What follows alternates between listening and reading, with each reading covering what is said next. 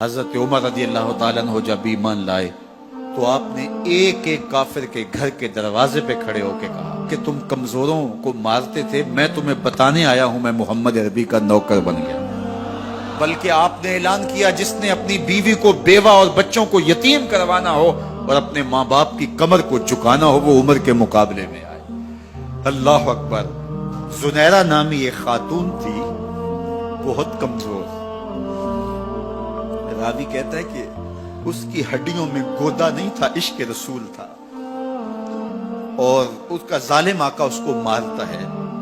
اور جب مار مار کے تھک جاتا ہے ادھر سے عمر آ رہے ہیں، یہ اسلام لانے کی پہلے کی کہانی ہے، ادھر سے عمر آ رہے ہیں تو اس نے کہا عمر تم جوان آدمی ہو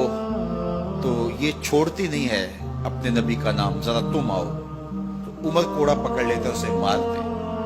مارتے تھک جاتے ہیں تو پانی پینے لگتے ہیں، تو کہتے ہیں مجھے تیرے پہ ترس نہیں آیا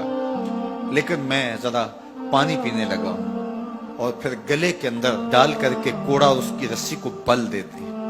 اور اس کی آنکھیں باہر نکل آتی ہیں اور کہتے ہیں بلا اپنے نبی کو جو تیری آنکھوں کی بینائی واپس کرے۔ اللہ اکبر۔ تو اس نے آسمان کی طرف منہ کر کے کہا مالک میں کبھی بھی آنکھوں کی بینائی نہ مانگتی لیکن اب تیرے نبی کی عزت کا سوال ہے۔ آنکھوں کی بینائی واپس ہو جاتی ہے۔ زنیرہ کو بڑا مارا، آج عمر گلیوں میں آنکھوں میں آنسو ہیں اور عجیب دل بے تاب ہے،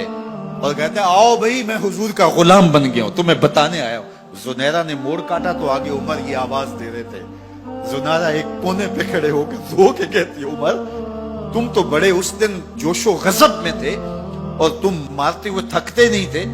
تو عمر نے کہا زنیرہ اس دن میں نے دیکھا نہیں تھا، اب میں محمد عربی کو دیکھ آیا ہوں۔ جنہ ویکھیا نہیں ہو کرن گلاں،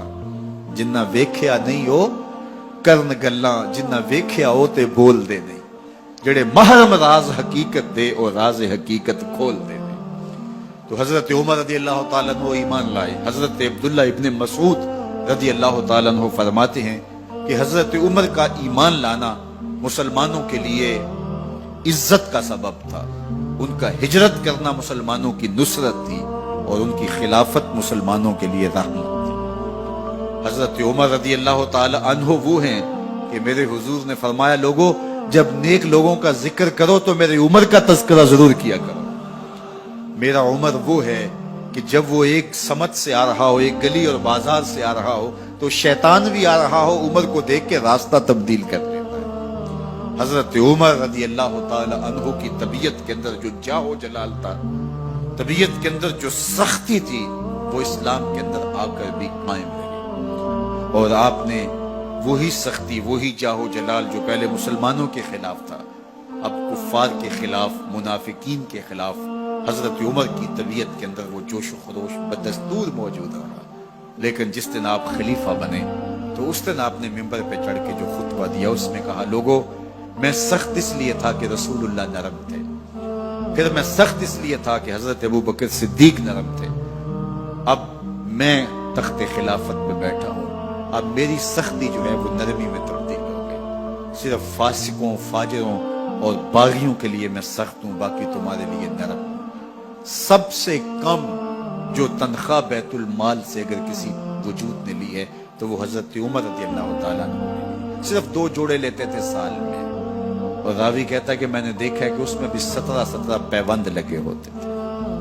حضرت عمر رضی اللہ تعالیٰ عنہ کا طرز زندگی، آپ کا انداز معاشرت اور آپ کا انداز خلافت، ہر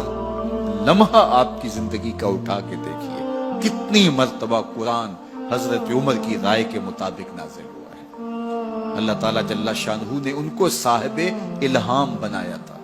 ہر امت میں کوئی صاحب الہام ہوتا ہے، حضور کی امت کا صاحب الہام حضرت عمر رضی اللہ تعالیٰ، اور آقا کریم نے انہیں اپنا وزیر قرار دیا، فرمایا میرے 2 وزیر آسمانوں میں ہیں، 2 وزیر